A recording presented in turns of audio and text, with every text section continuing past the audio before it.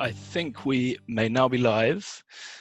So hello everyone, I'm George Hammond, the Financial Times' property correspondent, and I'm in the office, which is extremely exciting after a year of being absent. And one of the biggest questions on my patch covering property this year has been how and whether we return to the workplace. And it's a question we've tended to write about under the heading of the future of work, but actually I think it's a far broader question than that. It's one that covers the future of city centres, the future of the businesses that occupy those city centres, not only office occupiers, but shops, cafes, restaurants, bars.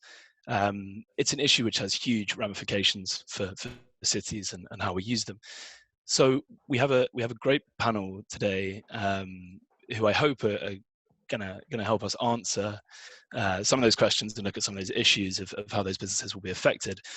We have Paul Scully, who is the Business Minister and Minister for London. We have Melanie Leech, who is the Chief Executive of the British Property Federation, which represents property owners and investors. And we have Chris Lewis, who is Head of Occupier Advisory at Commercial Tenant Advisory, DeVono Cresa. Thank you all very much for joining. I'm going to ask you all to briefly introduce yourselves and set out your stalls on this issue. But first, just two very quick pieces of housekeeping. The first is that we'd love the audience to submit some questions throughout the debate. So I will come to those towards the end. But the second bit of housekeeping is that Paul has to leave us in about half an hour. So any questions directed to him, please do drop them into the chat, direct them directly to me, to George Hammond, rather than to everyone, and I'll try and pick those up as we go through the next half an hour or so. So Paul, I'm going to turn to you first, just to kind of lay out some introductory remarks on how you see this issue and what we should be looking at.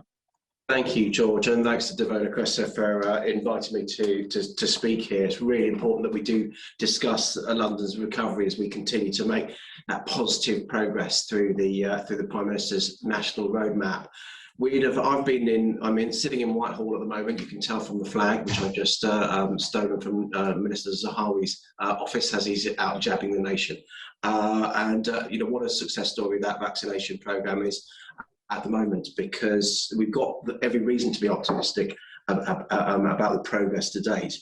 So up to the 11th of April, we had 3.3 million people roughly in the capital that had received their first COVID-19 vaccination dose, and around 781,000 receiving their second doses. And infection rates are remaining low, and with that continuing success of the vaccination programme, we obviously moved to stage 2 of the roadmap last Monday, the 12th of April. There's a positive step of hospitality reopening outdoors, obviously with non-essential retail, but that's still a long way to go before they can open indoors and start to then hopefully make profit after the 21st of June when they get back to fuller opening. But at the moment, the government's advice still does remain that we should be working from home whenever we can. But as we reopen, we've got to consider how London's recovery is a resilient one. So I'm leading some work on a city centre recovery strategy that's going to promote a common direction of travel in accelerating that economic recovery. We've got to have a single coherent message here in London from the Mayor of London, government, the 32 boroughs, and businesses amplifying those messages as well if we're going to get the central activity zone of London back up and running. But that's true of towns and cities across the UK as well. We need to show, not tell, and have real effective communication that the cities are open and, more importantly, safe as well for business and for leisure. So we need to make sure that we have that coordinated effort to bring back key groups, not just people back to their workplace, but also students, domestic travellers, international visitors back into the city centres as well. And we know, in my role for Minister for London, we know how crucial that is for that central activity zone, the West End of London. Before you even get to the city, Canary Wharf, the West End is something like 4% of the country's GVA. right here in the West End. So it's really crucial that that we understand the ecosystem. The office workers actually go out shopping, they bring in and they use the hospitality, the cultural sector within the centre of London as well. People don't sleep in a hotel room in London just to sleep in another bed. They come because they want to go to the theatres, they want to go to the cinemas, they want to go to the conferences, restaurants, pubs, etc. So we've got to get that ecosystem back up and running as well. We're going through an events research programme, which is running to make sure that we can accelerate the recovery, understanding how we can start to remove safely social distancing from step 4 of the roadmap on the 21st of June. We're drawing some insight, and that's going to be crucial to ensuring that the cultural offers can be bustling with visitors once again. So I'll leave it at that, but I really appreciate the chance to listen to your questions and listen to you and how we best deliver a resilient pandemic recovery. Thanks so much, Paul. Melanie, could we come to you next for your introduction? Sure, thanks, George. Good afternoon, everyone, and my thanks to DeVono Cresa for inviting me to be part of this.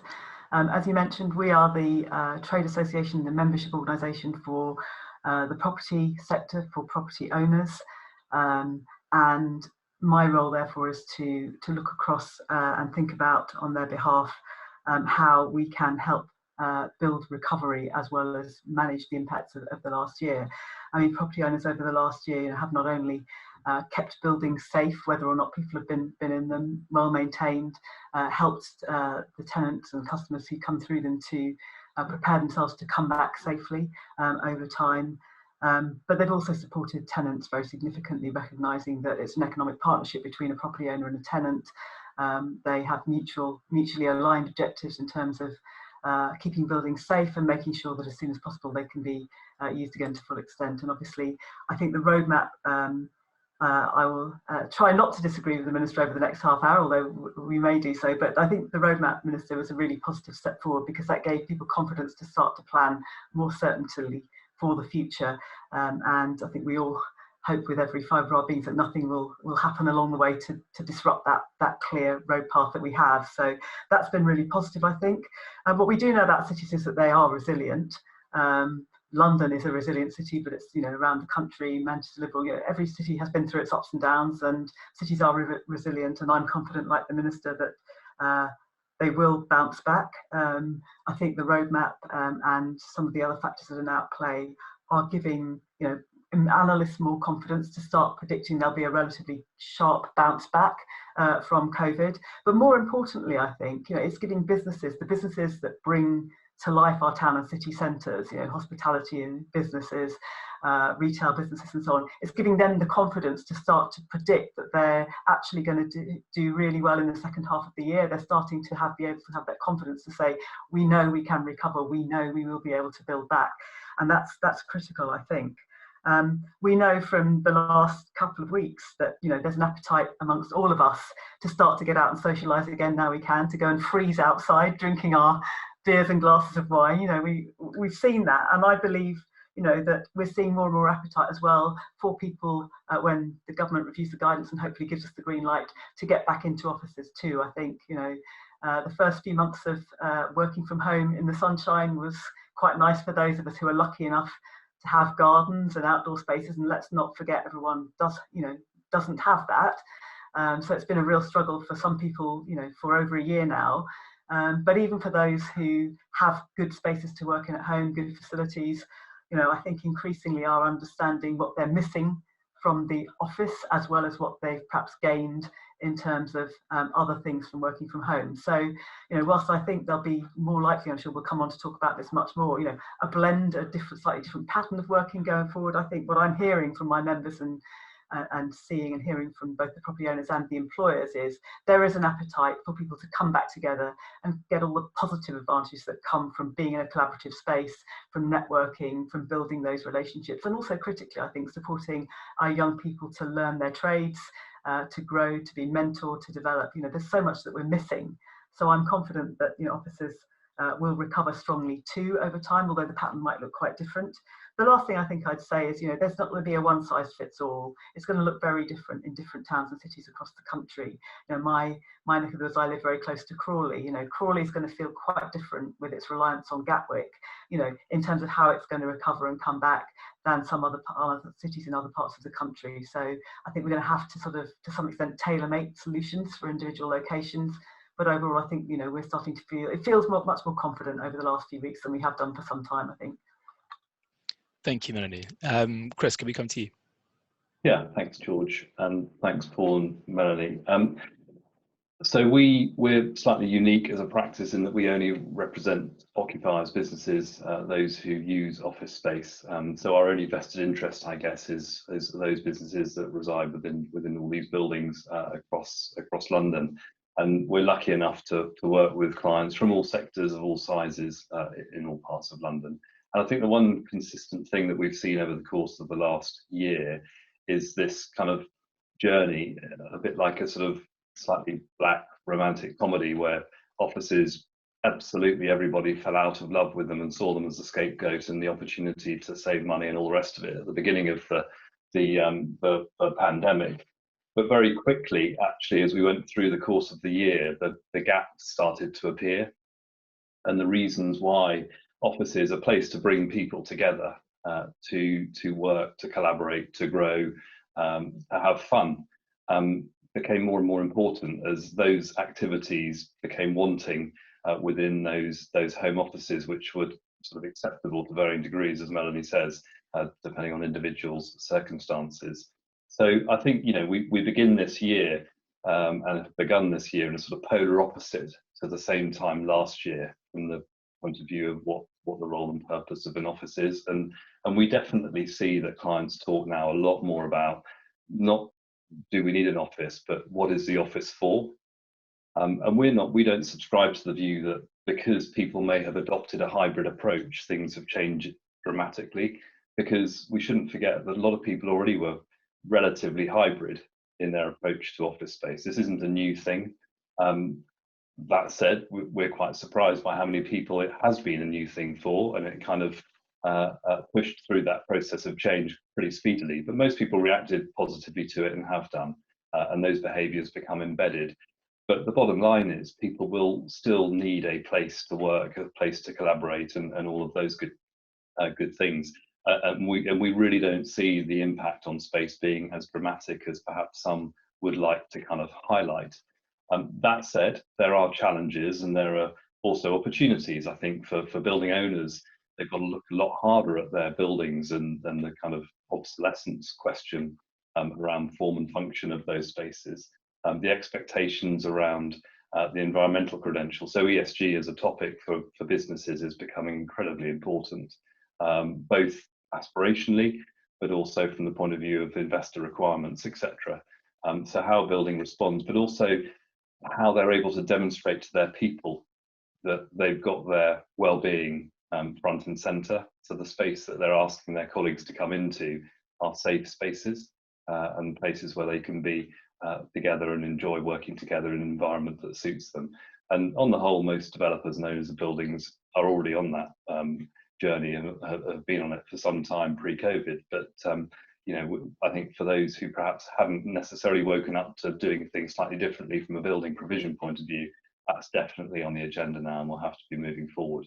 But yeah, I mean, fundamentally, I think, as I say, we start the year looking forward very much to the return to the office.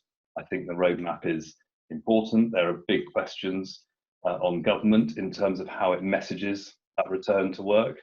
And there can't be ambiguity about that. When the time comes to do it, we have to do it. And you can't just leave a June date as being the date everything falls off a cliff and we go back to normal, because people have to make a judgment call. There's got to be some clear direction. And if I have one bit of kind of feedback for the government, I think some of the office-related guidance has been ambiguous, and that hasn't necessarily helped those businesses who seek to operate from those spaces. Fantastic, thank you all very much. Lots to discuss in there. Paul, I wanted to come to you first on a London-related question. I think you mentioned that it's not just London that's impacted by this, and it's certainly not unique in being impacted, but it is unique in some of the ways it has been impacted. And we've written about the exodus of hundreds of thousands of overseas-born workers from the city. We've covered the trend of people moving out of London to cheaper properties elsewhere because they're no longer attached to the office. And then you couple this with what's happening around Brexit and the loss of some, things like some share trading to Amsterdam and elsewhere. Is there a risk in all of this that London loses its edge? I share the Prime Minister's optimism when he was saying in one of his conferences that press conferences, it will bounce back. But I don't think you can just expect it to bounce back without any, and just us take our hands off the wheel and wait for that to happen. You're right that London has basically been uniquely affected to the extent that it's struggled to bounce back because of the size of it. It's 3 times the size of the next biggest European city, never mind UK city. So just the fear, the difficulty of getting around London using public transport was really key to the lack of getting people back in after the first lockdown. So there are going to be baked in changes. Some of those changes, people moving around, as you say, some of the baked in behavioural changes about the blended working. I absolutely totally agree with what Chris was saying about the flexible working. I came into this job expecting to be consulting businesses to make flexible working the default option.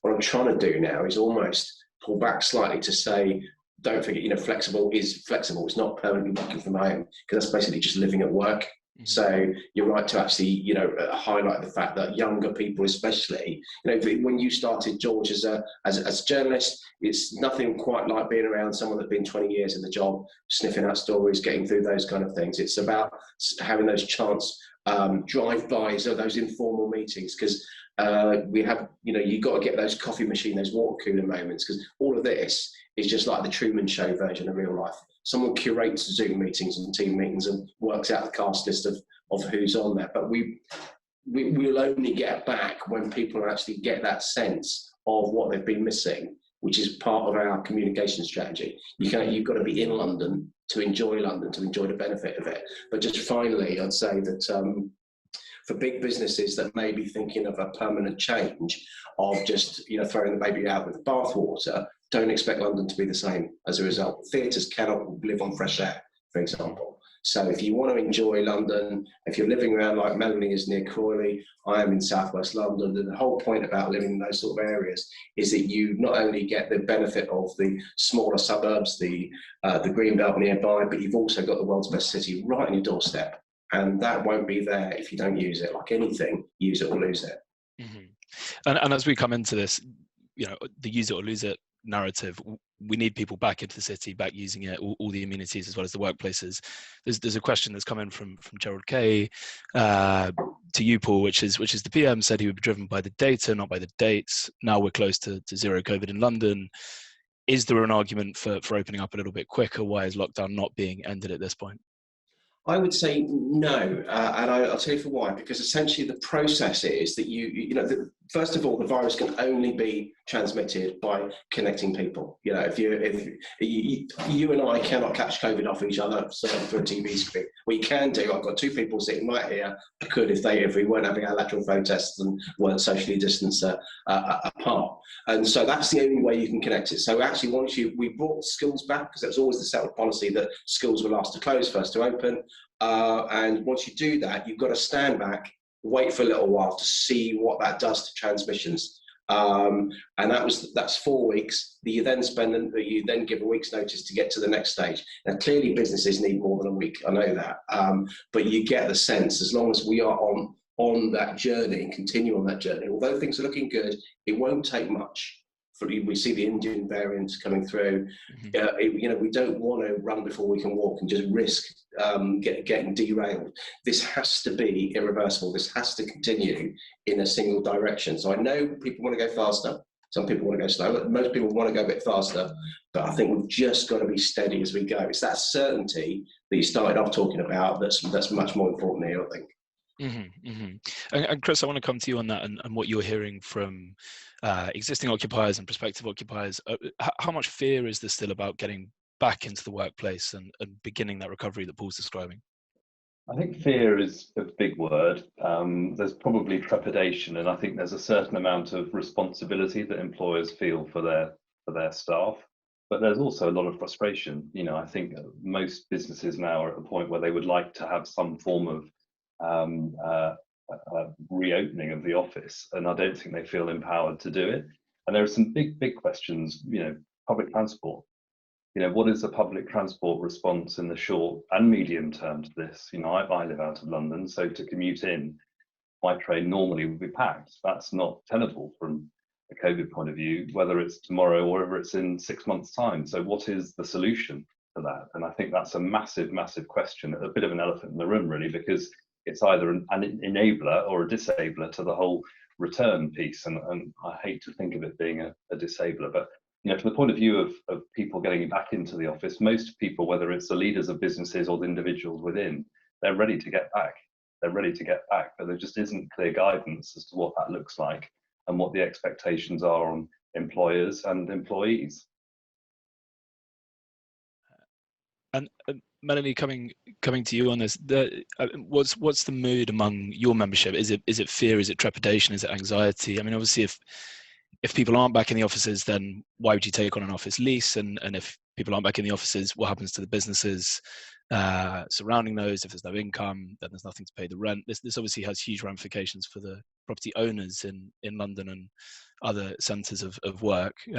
What's the mood among the membership? What I think we'll see is that we were seeing property becoming much more of a customer-centric industry, and I think this will further drive that trend. I mean, what I think we're all saying in different ways is, you know, the office has a positive future, but both as businesses occupying offices, and of course I'm one of those, as well as representing the owners of buildings, you know, we're thinking really hard about how our business can best operate in a new normal, you know, with more flexibility for people who want it to work from home part in the office. So that drives you to the kinds of questions we were talking about in terms of what is best done in an office setting, what can be done from home, how do we run our business effectively and rethink our business quite often, and give people the blend that they're looking for their work-life balance and their aspirations for the future going forward, and be a better business as well. And as businesses, as occupiers think that through, property owners are going to have to respond to that and create the right spaces and curate the right spaces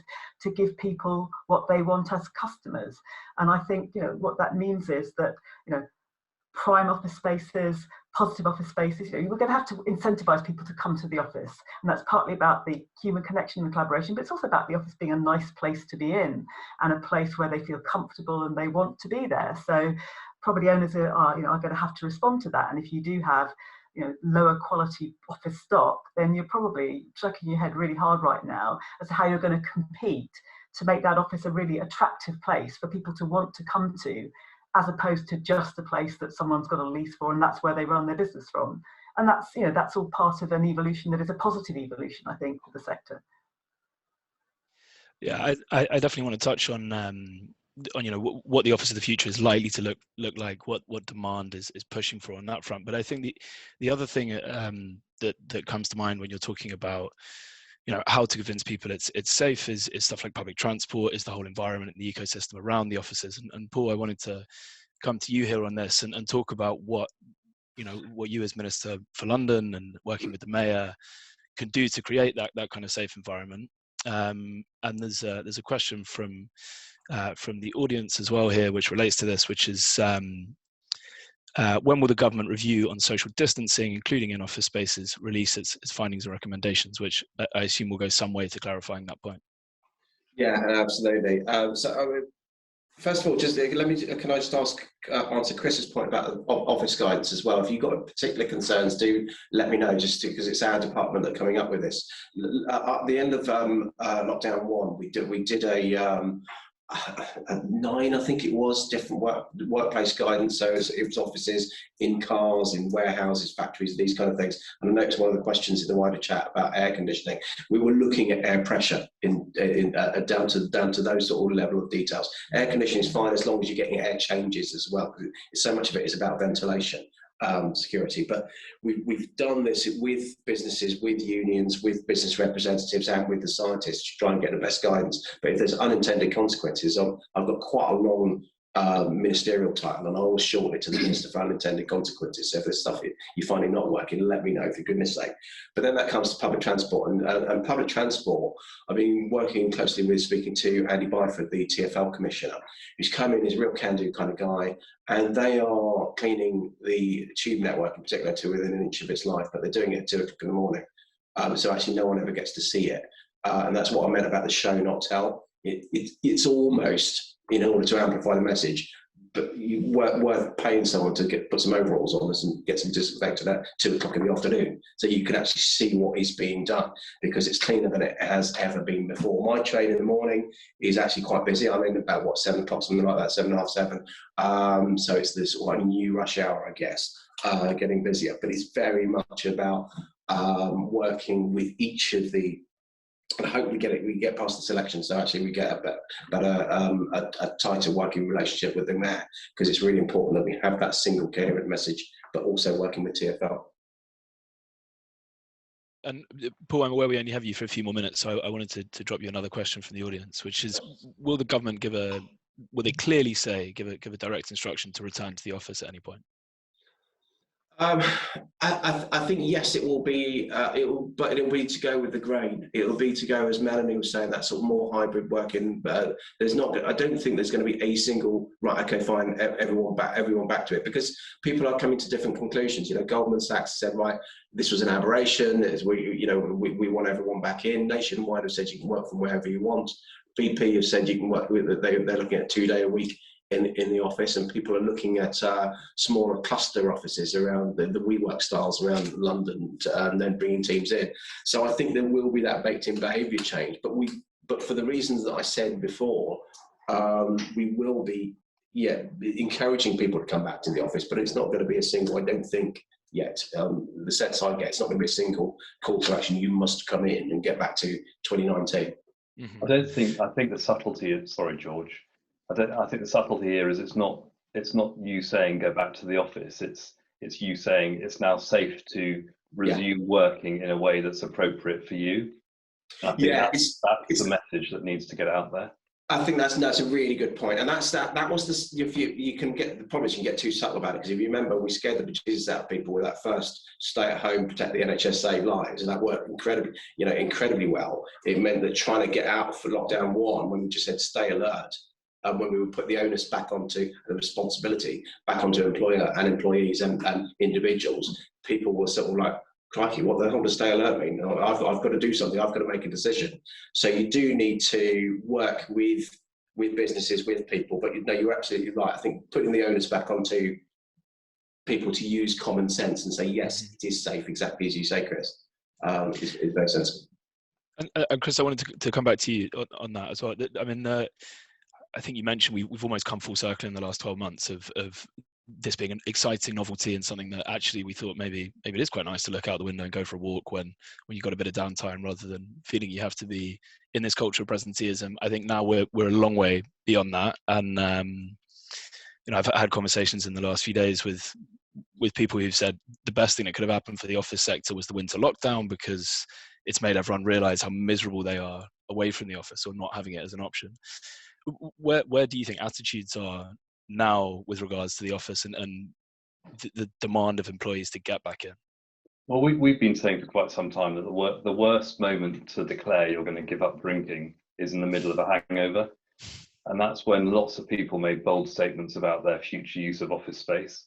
And unsurprisingly, a lot of people have had to undo some of those promises and suggestions. I think that we're absolutely at the point now where people are looking at the return. They want to come back to the office. They see the point of the office. They individually, as Paul says, they're individually deciding what the right model is for them. There won't be a sector response or a size of business response. It will be driven by the individual businesses, and hybrid will mean different things to different people. And frankly, as I said earlier, a lot of people are already doing a version of that. But I think most people now are at the point where they're ready to get back, and they're ready to enjoy the simple things in life, like meeting colleagues face to face, like having a beer with somebody or meeting a client for lunch or whatever it might be. Those things we took for granted and maybe on occasion dreaded, actually we might look forward to it, just because it's a bit different.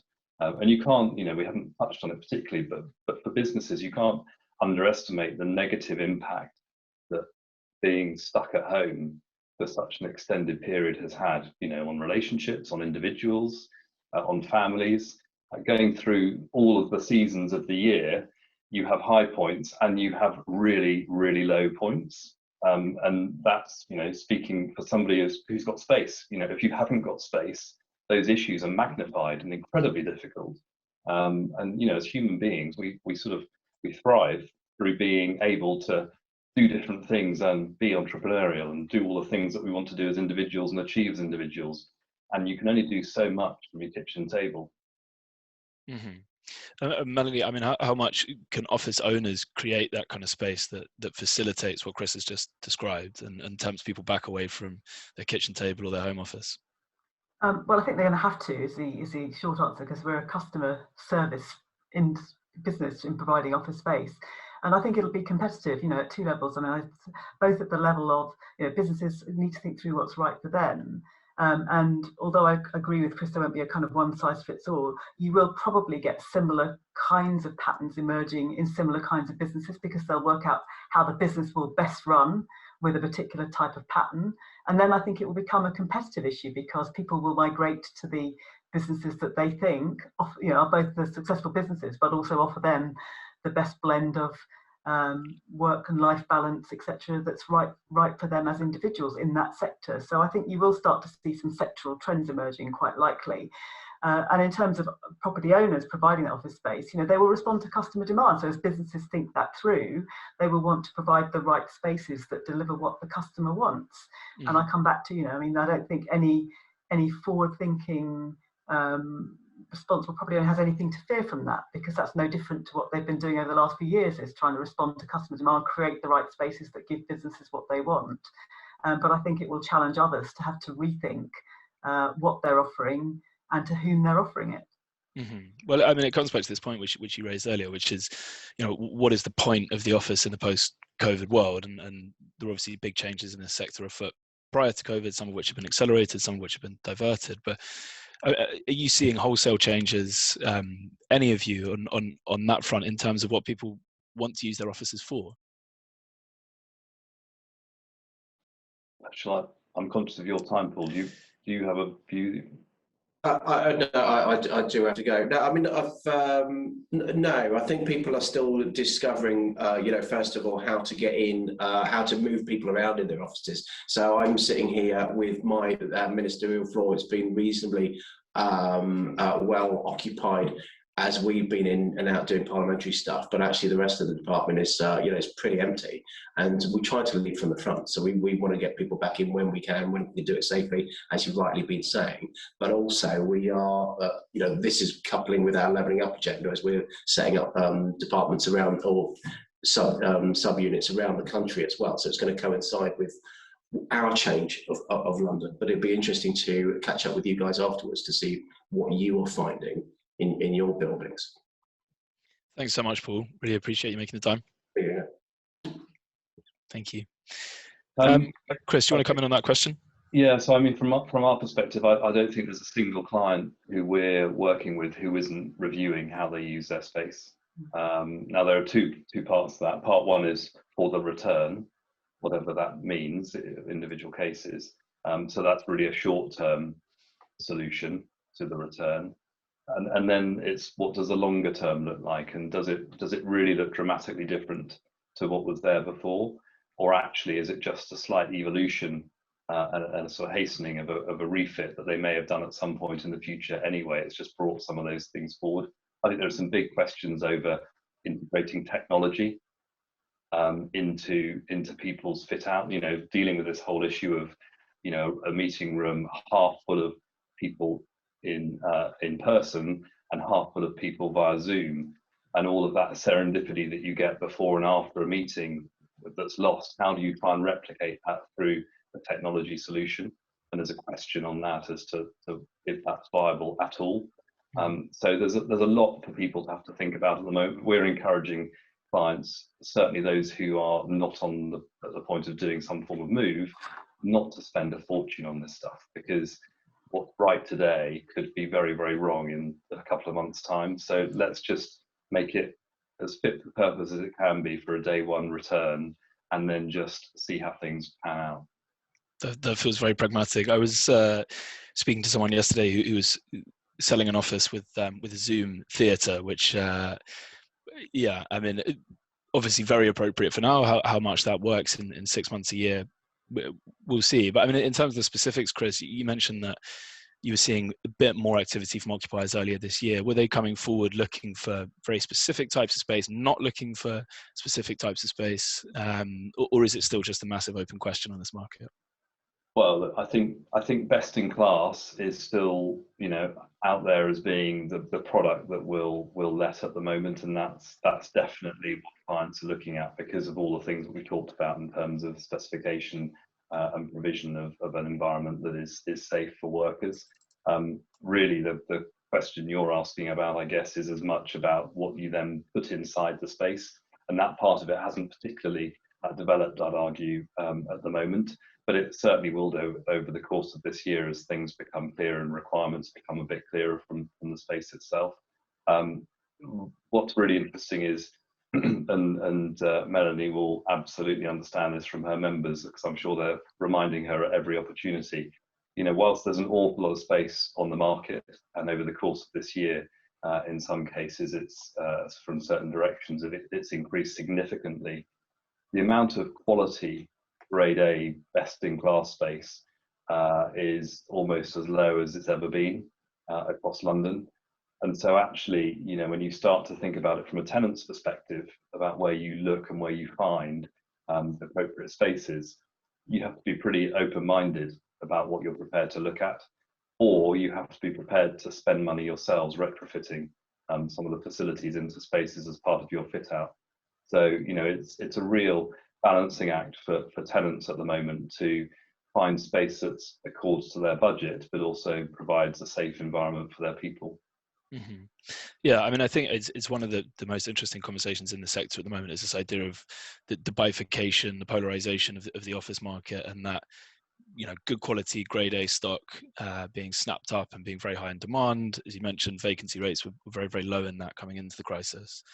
But then on the other hand, there's older stock, and I think there is a massive open question as to what happens with that if you know, our requirements for occupancy fall slightly and it's going to be the older stock that gets hit. Are we going to be left with empty office buildings littering our cities? Melanie, is that a concern among your membership, those that are exposed to that part of the sector, and what might happen to those offices which are left vacant? So I think it's sort of that's within a broader context. I mean, we know that you know, coming back to post-pandemic cities and town centres, if you like, and what their future economies will look like. You know, there's a broader question around the extent to which those are changing fast, and COVID has accelerated that change. So, you know, the shrinkage of the retail footprint, likely a shrinkage of some sort in hospitality, depending on what traffic comes back to town centres and into offices. You know, will it look and feel quite the same?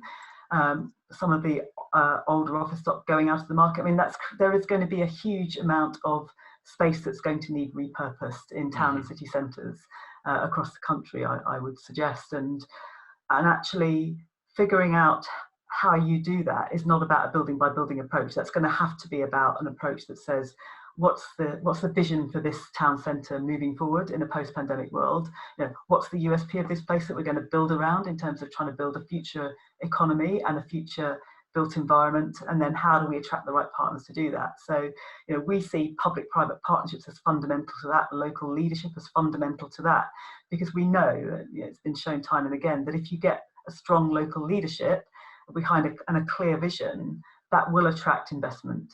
But you have to have those things, and we're going to need those going forward to just kind of figure out what to do with all this redundant space, because otherwise the risk is you end up with a not very good office building becoming an awful home, or a not, you know, a redundant retail unit becoming something totally inappropriate, you know, and that's the risk.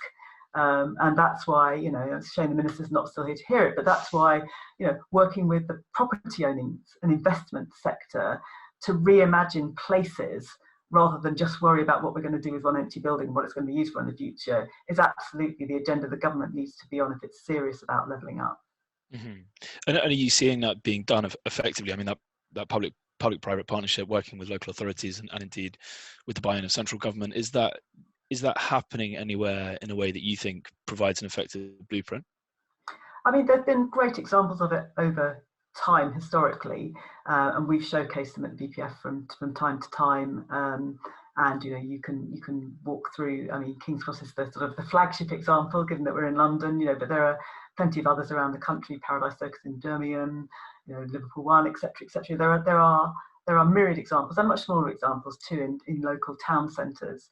You know, I was talking to a small property owner last week who has just invested in a property which is going to become a new gym in Wigan. Now, you wouldn't think that's necessarily a story to be told right now at this point in the pandemic, but you know, the appetite is there where you've got that, you know, that sense of purpose, and you've got that sense of vision and clarity, and that's what he was describing in Wigan. You know, so there are lots of examples of it. I think, you know, it's understandable that local authorities are still pretty focused on just managing the impact of the pandemic right now. So some of these sort of longer term visionary building back conversations are only just starting to happen, and you'd expect, I would hope, they pick up pace after the local elections upcoming, and particularly the mayoral elections. I think you'll see the returning or newly elected mayors, regional mayors, very keen to get onto this agenda, and we certainly, you know, had a strong appetite from them for that. But of course, local authorities are hugely hard pressed. Mm-hmm. And they must all be exhausted, you know, just from dealing with the pandemic. So it is going to take some time, I think, to be able to build that forward-looking agenda, but we have to get onto that if we're going to enable the economies of our towns and cities to really rebuild and thrive. Mm-hmm. On that point, on you know, on local authorities obviously having this huge part to play, but also being pretty hard hit themselves. There's a good question has come in from the audience on business rates, which I'm sure we could spend an hour talking about in and of themselves. This is somebody who's been told to work from home and has paid the best part of £500,000 in the last year on accommodation they're unable to use. Obviously a massive issue for the businesses themselves, but then on the other hand, you know, a massive revenue stream for local authorities. Is there I mean, a question for both of you, perhaps we'll start with you, Melanie, but is there a way of getting out of the business rates impasse? It's something that comes up so frequently. It's obviously a massive bugbear for everyone across the sector. Can you see a way through that works for all? So I think if the minister was still here, he'd say there's no update, and I don't think there's an update either. I mean, so what the government's, you know, done is give the relief that it has. You know, you could argue it was relatively mean in the further extension of relief it gave to non-essential retail, hospitality, and leisure. You know, it was the further relief it gave was probably at the optimistic end of how quickly they would be able to get back into their premises and operate and start to generate income. I don't sense there's going to be any shift or change of heart around the lack of relief for any other sectors as a result of COVID. So what we're now focused on is the autumn, when they said they will come back with further thoughts on the more fundamental review they've been doing of business rates. I am cautiously optimistic that, you know, the weight of evidence that the government has before it that the business rate system is broken and does need reform, and that the burden of business rates is going to have to come down across, you know, the range and sectors of businesses that currently bear it. You know, it is too loud to ignore and too strong to ignore. But I haven't got a big enough crystal ball to tell you where that will end up. You know, I think there's also a growing sense that we have to make this easy for the government to take the right decisions. So, you know, there are massively big questions around taxing the digital economy, which clearly need to be sorted in order for the government to generate, I would argue, more revenue than it needs to fix the business rates problem. But, you know, let's not wait for that.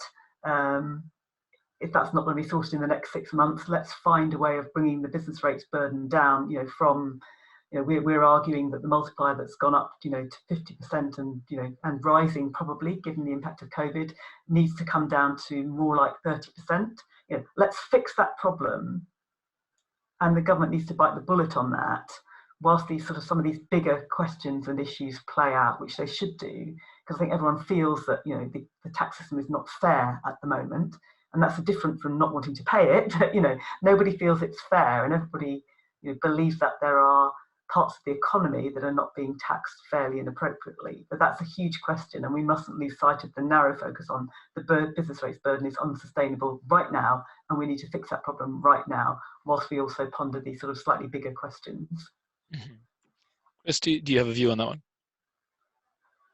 Well, I agree in terms of the system being broken. And as you know well, George, via the FT, we ran a pretty high-profile campaign last year and took it all the way to Rishi Sunak in terms of looking for some relief on business rates. Unfortunately, nothing came of that, and ultimately, everybody's sort of search for support, if you like, went to landlords. So every single tenant went to their landlord and said, do you mind if we don't pay the next quarter's rent or the next half year's rent, or could we have 50% rent for the foreseeable future? And on the whole, most owners want to help their tenants. It's a customer relationship, and that's absolutely what they're there to do. But unfortunately, I think what most businesses didn't necessarily appreciate was landlords themselves have responsibilities. And if they stop accepting rent from their tenants, they then break covenants in lending agreements that they have, etc., that causes them problems in turn. So I think one of the failings possibly of the whole early part of the process was the government didn't really think about the knock-on effects of what might happen if people stop using their offices, and put some form of protection there, whether it was for both sides, but certainly from the point of view of tenants and businesses, because we shouldn't forget there are an awful lot of very small businesses and charities who occupy business space, who literally operate on a month-to-month basis. And the moment you kind of pull the carpet from under someone's feet, they're left with that asset that's suddenly become an acute liability with no way of mitigating it. And so it's a very, very difficult situation for people to have got through.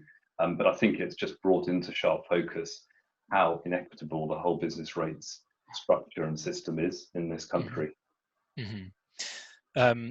I'm conscious that we're now into the last 15 minutes or so just wanted to encourage anyone in the audience who has a question and wants to ask it to put it forward now. Just send that directly to me in the chat function if you haven't already. And Chris, I just wanted to pick up on something you mentioned there.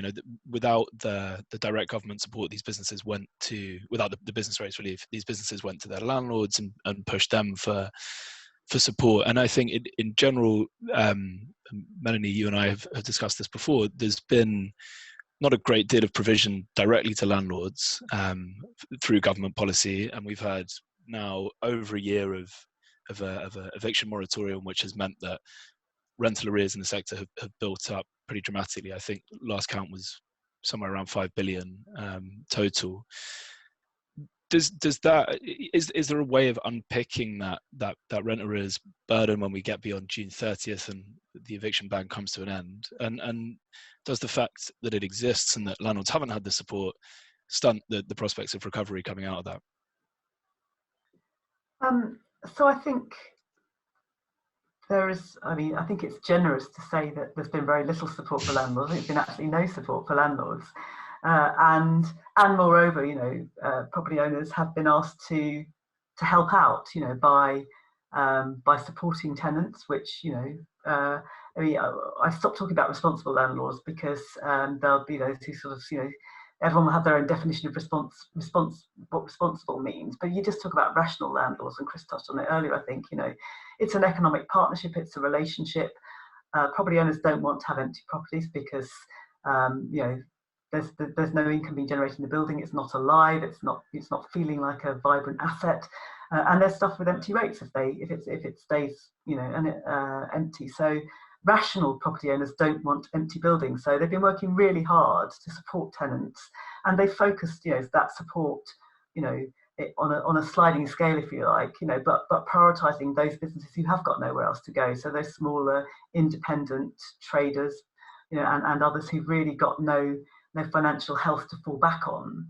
That's where the support has been prioritised, and that's where the support has gone, because those are the people who bring a place to life, who give it its distinctive character. So they're the tenants that property owners most want to hang on to, actually. Mm-hmm. But I think, we have to, I think from both sides, actually, whether you're a property owner or an occupier, there's a kind of growing sense that where we are now, we need to move forward. We need to kind of separate out what's a growing day by day mountain of arrears from restoring normal conditions, starting to get an income flow, regular income flow flowing to property owners again from tenants in terms of rent. And that's, I think, what we're focused on as part of the current consultation that's going on, because that helps with your bank, particularly I would say the smaller property owners, but not uniquely. You've got commercial mortgage, you've had no income or a very decent income come for a year. Your bank is, of course, asking you hard questions, and the government's not stepping in to tell the bank to back off. So that's a conversation you're going to have to manage as a property owner. But if you can give a bank or a lender or an investor confidence that your income stream is being restored, it's going to start to flow again, and separate that out from the issue of what about that 5.5 billion, which must be more than that by now, because that's what it was at the end of March, 6 billion and growing arrears mountain, which everybody recognises as a problem for everybody. And it's going to have to land somewhere. And, our view would be needs to be equitably shared across tenants, property owners, lenders, and we would say the government too. But I don't think that's going to happen. We have to find an equitable way of dealing with that, which is not cookie cutter, one size fits all, but makes sure that everybody is supportive of each other in moving forward. Then I think that's what we're focused on. But it's a challenge. Yeah, it's certainly a challenge. Thanks, Melanie. Chris, one for you from Rob Colley in the audience, who says, do you expect to see a move to more local and suburban staff hubs to complement city centre HQs? This idea of a hub and spoke office model where you have one core office and then complement it with a range of others elsewhere. Yeah, I mean, the simple answer is yes. I think we will, and if you believe Regis, IWG, they're already doing that, and they've increased significantly their activity looking at hubs to open into. So I think that will happen. Quite what that will look like and how extensive it will be, I think jury's out on that, because you going back to that whole question around purpose. If you're sitting at your kitchen table or sitting at a table in a building that has no relationship to you or your business, the only potential upside is that you're amongst people, which, don't get me wrong, it's good to be amongst people, but it's not necessarily furthering your own kind of role within the business. So I think there are questions as to how that's dealt with. But again, I think the use of technology and time will make that more viable. I mean, heaven forbid we get to the point where we all work in hologrammed offices where our colleagues are beamed next to us and us vice versa. You never quite know though, do you? Yeah, I have some colleagues that might be preferable actually, but and a question, a follow-up for you, Chris, from Andy in the audience. He says, do you think there'll be changes in lease deal structures, particularly in lengths and protection for tenants against similar events such as the pandemic in the future? Let's hope there aren't any, but do you see those coming in? Yeah, I mean, to be honest with you, that's already happened. I think I'd be very surprised if any substantial deals were done now where there wasn't some form of protection. And the protection probably isn't necessarily dramatic, but it's better than nothing. It's the sorts of things such as lease pauses or automatic suspensions of rent, but it has to be repaid. So there's nothing for free, but there is potentially relief out there. I think as time goes by, that will probably evolve into a consistent approach. It's very much a kind of reactive one at the moment where things are designed almost deal by deal. I think the industry will have to respond with something that is consistent over due course.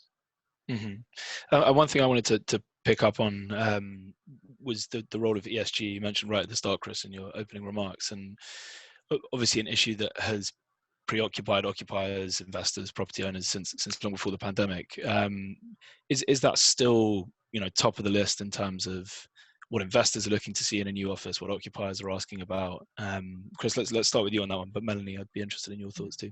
Yeah, I think it's absolutely front and centre, and you know what used to be called CSR, and then sort of evolved into on its route to ESG becoming firmly established as the thing. I think it's absolutely up there, and the difference now is that people actually genuinely hold it as a key objective. It's not just a box to be ticked, and I think they've recognised the responsibility that they have to their people, because they've seen the effect that the last 12 months has had on their people, and so doing the right thing at the same time that everything else that is being discussed around climate change and all the rest of it. You know, good buildings that work in a sustainable way, that are good for the local area but good for the environment and all the rest of it, are really, really important. And fundamentally, going back to the point I made earlier, if your message to your people is come back to the office because actually this is a best in class space to work in, for bigger businesses, it's a pretty compelling story to be able to tell your people. Melanie, do you have anything to add on that one? Not a great deal. I completely agree with Chris, and I think that's very different to what we saw coming out of the impact of the global financial crisis, where it had been high up the agenda going into that and had dropped down significantly coming out. I don't get any sense that that's happened this time, and indeed, I mean, I was on a board meeting just before this webinar and spent the better part of 2 hours talking with my board about how this is still, top priority from every perspective, whether it's investors, whether it's employees, actually, people in the workplace and coming into the workplace in the future, everyone and customer, everyone at all levels, it's being demanded of us.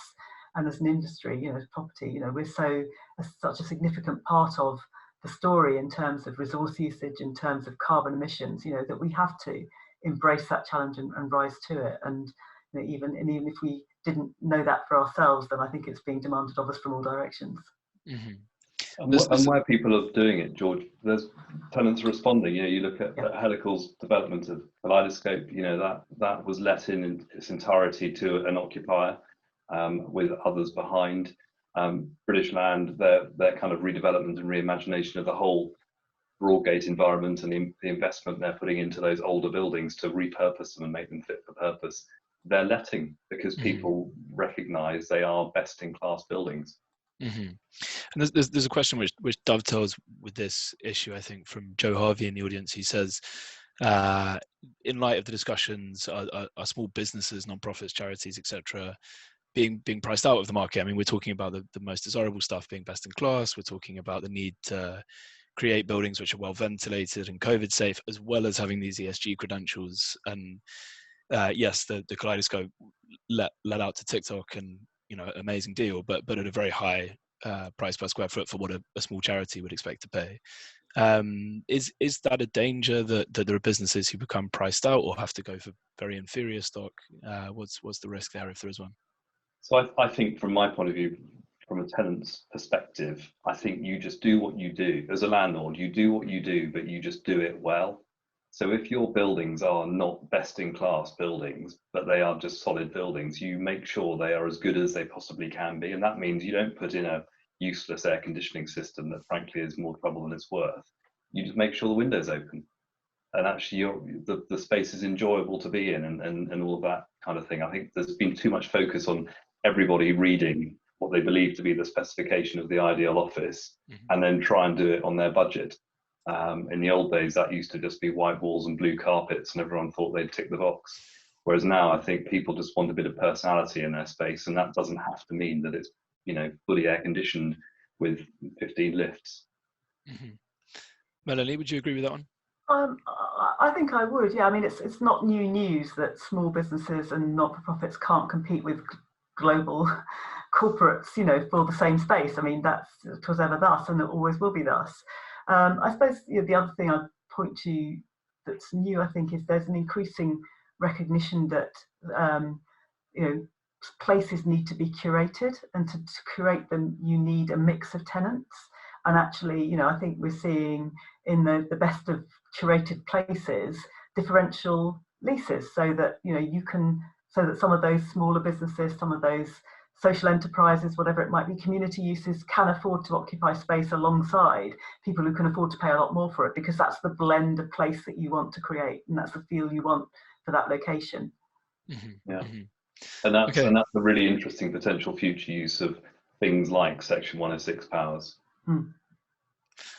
Okay, fantastic. I think that's all we, as much as I'd love to get into Section 106 and a full debate on that, I think that is all we have time for.